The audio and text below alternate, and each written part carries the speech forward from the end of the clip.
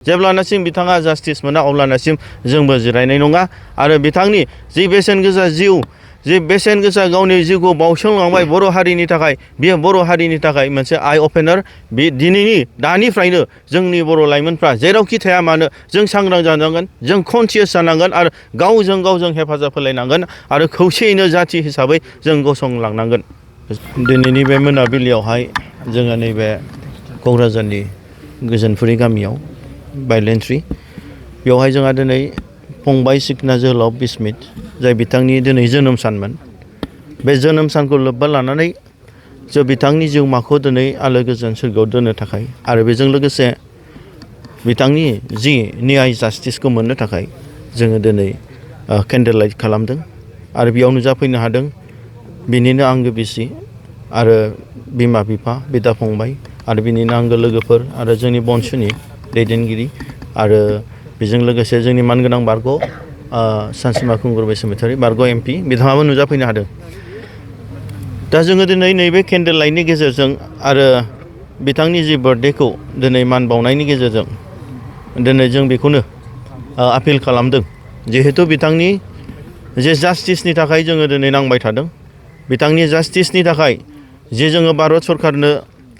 आरो दिनै हम मिनिस्टार आरो दिनै आसामनि चिफ मिनिस्टार आरो मानगोनां BTCनि चिफ बिथांमोननो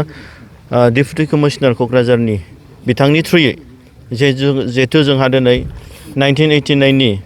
जे schedule caste and schedule tribes atrocities act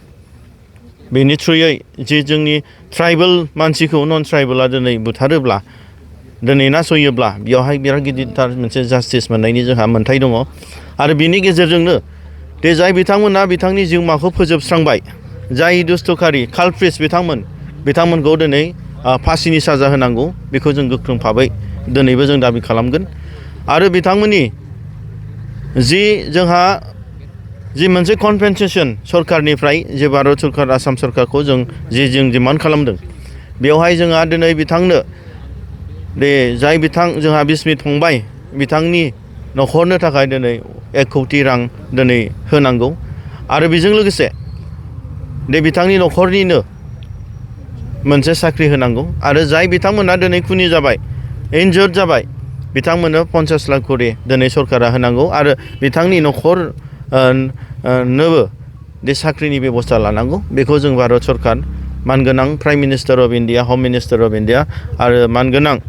आसामनि चिफ मिनिस्टार आरो BTCनि चिफ बिथांमोननो जों आर'जलाइ मेम'रेन्डाम दैथायहरनाय जादों आरो दिनैबो जों दाबि खालामबावगोन जोङो मानगोनां क'क्राझारनि SP आरो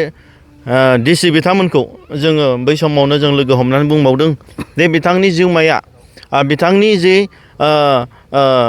न्याय मोनाब्ला बिथाङा जे जास्टिस मोनाब्ला आरो जाय बिथांमोना दिनै जे एरेस्ट खालामनांगौ कालप्रिट्सफोरखौ आरो बिथांमोनखौ दिनै कालप्रिट्सफोरखौ एरेस्ट खालामनानै साजा होनो हायाब्ला अब्ला जोंनि जि मोनसे आन्दलन जोंनि जि मोनसे स्ट्राइक बे स्ट्राइकआ थांबाय थागोन इनडिफिनिट भाबै दिनै बिथांमोना दाख्लै 18-19 जनसो हमनो हादों बेखौ बिथांमोना फोरमायदों आरो जों नुनो मोनदों जोंना आसामनि जे पुलिस प्रशासन आरो BTCनि गभर्नमेन्ट बिथांमोना क'अपारेसन खालामदों आरो बिनि गेजेराव जों दिनै गिख्रंथाव भाबै जों दिनै मिन्थिनो मोनदों दिनै नाक्सालाइट बिथांमोना दिनै गोबाङै जोंनि बे सान्थालि एरियासफ्राव आदिबासि एरियासफ्राव हाबफैनानै दं आरो बिथांनि जि जिउमा गोमादों जिउमाया दिनै बेयावबो बिथांमोननि आखाइ दं लोब्बा दं दिनै बिजनेसमेनफोरखौ किडनापिं खालामनाय एक्सटर्सन खालामनाय दान दौलत डिमान्ड खालामनाय बेफोर जिनिसा बै समनिफ्रायनो जाबोबाय थादों सिं भाबै दिनै जाय जोंनि फंबाय बिस्मित फंबाय जाय बिथाङा दिनै गावनि बेसेन गोसा जिउखौ दिनै फोजोबनानै लाबाय बियो दिनै सासे जोंनि फंबाय बिस्मितनि थाखायल' नङा बियो दिनै सारा जोंनि बर' लाइमोनफोरनि थाखाय बर' हारिनि थाखाय बियो गिदिरथार मोनसे दिनै जिउ फोजोबनायनि मोनसे नेरसोन दिनै बिथांनि जि मोनसे गावनि जिउखौ सेक्रिफाइस खालामनानै बावसोमलांबाय बियो जोंनि बर' हारिनि थाखाय मोनसे आइ अपेनार जों बिथांनि सेक्रिफाइसनि थाखाय जों एलार्ट जानांगोन फैबाय थानाय समाव जोंनि बर' लाइमोनफ्रा जों स्ट्रं जानांगोन जों सांग्रां जानांगोन जों एलार्ट जानांगोन जों खौसे जानांगोन मानो होनोब्ला दिनै बिथांखौ गावनि हायावनो बिथांखौ गावनि सिथ्लायावनो गावनि न'आवनो दिनै गुबुननिफ्राय फैनानै थाफैनाय मानसिफ्रा दिनै गावनि बेसेन गोसा जिउखौ फोजोबस्रांनो हादोंब्ला अब्ला दिनै फैबाय थानाय फिउचाराव गिख्रंथाव सोरबा सासे जोहोलाव बिस्मित आरो गोबां बिदि ओंखारबावनो हागौ। बेनि थाखायनो जोङो फैबाय थानाय समाव जों गोख्रों भाबै जोंहा दिनै जि जोंनि थांखिखौ जों होसोलांनायजों लोगोसे दिनै जोंनि लाइमोनफ्रा गोख्रों जानांगोन। जोङो नुनो मोन्दों दे गोबाव समफोरनिफ्रायनो जोंनि बर'फ्रा बेफोरबादि खास्रि बिस्रियै दिनै जिउ फोजोबनांदों। बेनि थाखायनो जोंनि बर'फ्रा आन्दलन खालामदोंमोन। बेनि थाखायनो जोंनि बर'फ्रा गावनि बेसेन गोसा जिउखौ बावसोमदोंमोन। दिनै 5,000 10,000 दिनै बर' सुबुंफ्रा बेफोरबायदि सेफटि सिकिउरिटिनि थाखायनो जिउ बावसोमदोंमोन। नाथाय दिनै जोंनि लाइमोनफ्रा फिन मोनसे सिन्था खालामफिननांगोन दे फैबाय थानाय समावबो जों दिनै खस्थ' खालामाब्ला दिनै जोङो दिनै बे काउन्सिलनिफ्राय दे जोंनो आलादा रायजोखौ जोङो दिनै होसोआब्ला जों जेब्ला जोङो गावनि जे पुलिस प्रसासनखौ दिनै जोङो मोननो हायाब्ला अब्लानासिम जोंनि बेफोरबायदि समस्या जागोन। जोंहा दिनै मोनथाम काउन्सिल मोनदों 93आव BSc 2003आव BTC 2020आवहाय दिनै बिटिआर बिथांमोना जोंनो होदों। नाथाय बे काउन्सिला मालाबाबो बर'फोरनि सेफटि सिकिउरिटिनि थाखाय बर'फोरनि राजनितिक अधिकार बर'फोरनि गांनाय उखैनाय बर'फोरनि हा हु रैखाथिनि थाखाय मालाबाबो सन्थुष्ट नङा।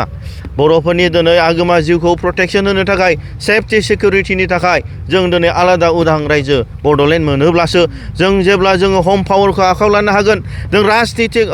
अधिकारखौ जों आखायाव लानो हागोन हा हुनि अधिकारखौ जों आखायाव लानो हागोन जों जेब्ला थाखा फैसानि जि अधिकार बेखौ जों आखायाव लानो हागोन अब्लासो जोङो दिनै उदां जानो हागोन आरो बे हायावनो जोङो दिनै बे हानि मालिक हिसाबै जों बर' हिसाबै जों बिखा फोरदाननानै जों दिनै संसार जानो हागोन। आं दिनै बे प्रेस मिटनि गेजेरजों दिनै बिथांनि जाय फंबाय सिखना जोहोलाव बिस्मित बिथाङा जि जोंनि बर' हारिनि थाखाय गावनि बेसेन गोसा जिउखौ बावसोमलांबाय आरो गावनि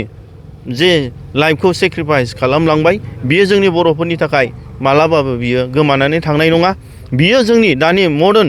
दिनै 21st सेन्चुरियाव बे बर'फोरनि थाखाय ग्रेट मोनसे लेसन आरो बे लेसननिफ्राय जों दिनै सोलोंनांगोन आरो बेनिफ्राय जों दिनै आगान सुरनांगोन आरो बर'फ्रा दिनै जाथि हिसाबै जों खौसेयै जों गसंलांनांगोन। जोंनि माखासे राजनितिक सान्थौ सानस्रिफोरखौ दोनथ'नानै माखासे धोरोमारि सान्थौफोरखौ दोनथ'नानै जों बर' हिसाबै फैबाय थानाय समाव जों खौसेयै माबोरै जोंनि बेसेन गोसा बर'नि जि आगोमा जिउ जि बर'नि आगोमा राजनितिक अधिकार हा हुनि अधिकार दिनै बेखौ लाखिनो हागोन बेखौसो जों सिन्था खालामलांनांगोन। बेनि थाखायनो आं दिनै साफ्रोमबो मिडिया नायगिरि नोंथांमोननिसिम दे जोंनि फंबाय बिस्मित जाय बिथाङा दिनै गावनि बेसेन गोसा जिउखौ बावसोमलांबाय बिथांनि जिउमानि थाखाय जों अराय बर' माहारिनि फरायसाफोरा जों दिनै न्यायनि थाखाय जास्टिसनि थाखाय जों मावबाय थादों आरो मावबाय थालांगोन। जेब्लानासिम बिथाङा जास्टिस मोना अब्लानासिम जोंबो जिरायनाय नङा आरो बिथांनि जि बेसेन गोसा जिउ जि बेसेन गोसा गावनि जिउखौ बावसोमलांबाय बर' हारिनि थाखाय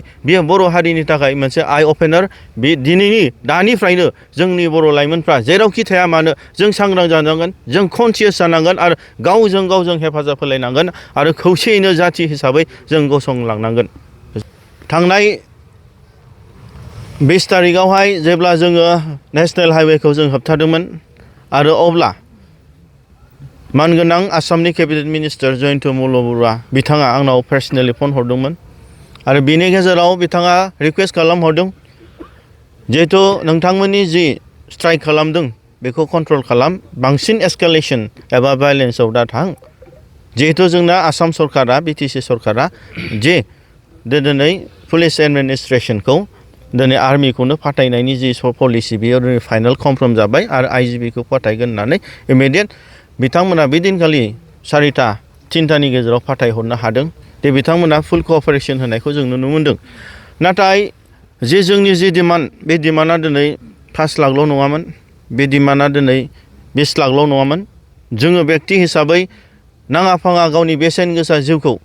दिनै सोरबा दुस्थिखारि सोरबा कालप्रिट्स सोरबा बिथांमोननि आखायाव जि फोजोबनानै लानाय बेखौ जोङो दिनै बे माबायाव जोङो 5 लाखआव जों गनायनानै लायाखै। बिनि थाखायनो जों बे मिडियानि गेजेरजों बारे आं डिमान्ड खालामदों जोंहा दिनै 1989 schedule caste and schedule tribes जि एट्रसिटिस एक्ट बेयावहाय दिनै जोंहा थोजासे दि कम्पेनसेसन मोननायनि जोंहा भारतनिफ्राय मोनसे सिस्टेम दङ बेनि थाखायनो बेक्ति हिसाबै न'खराव 1 कौटि होनांगौ आरो जाय बिथांमोननो इन्जार्ड हिसाबै दङ 50 लाख होनांगौ आरो बिथांमोननो साफ्रोमबो जाय बेक्तिया जिउ गोमाजाबाय न'खरनो साख्रि होनांगौ आरो जाय इन्जार्ड जाबाय बिथांमोननोबो साख्रि होनांगौ अब्लासो बे जोंनि जि डिमान्ड बे डिमान्डा फुलफिल जागोन आरो जोंहा बेयावहाय जे मोनसे एथ' गिदिर जाथिनि थाखाय दि गावनि बेसेन गोसा जिउखौ दिनै फोजोबनायाव दिनै 5 लाखा खुनुरुखुम बे दिनै मान सन्मानखौ एबा जाथिनि इज्जतखौ दिनै होजोबनो हाया आरो दिनै फंबाया दासो बावाखै हाबा जानाया उन्दै सासे दं जोंहा दिनै अनजालि बिसि थालांबाय दिनै बेफोर जिनिसा गोरलै बाथ्रा नङा मानसिनि जिउआ दिनै दाउ अमाफोर बादे बुथारनाय मानाय गेलेजानाय बुस्थु नङा बेनि थाखायनो जों गोख्रों भाबै जोंनि बंस'नि जि डिमान्ड जोङो भारत सरकारनो जे जोङो मेम'रेन्डाम दैथायहरदों क'क्राझारनि डिसिनि थ्रुयै जों भारत सरकारनि प्राइम मिनिस्टार हम मिनिस्टार आसामनि चिफ मिनिस्टार बिथांमोननो जों 1 कौटि भाबै दिनै कम्पेनसेसन होनांगौ जों दैथायहरदों आरो बिनि सायाव जोङो दिनै डिपुटि कमिशनार एसपि आरो आसामनि मिनिस्टार बिथांमोनजों जों सावरायगोन आरो जोंनि बिटिसिनि दैदेनगिरि बिथांमोनजोंबो जों सावरायगोन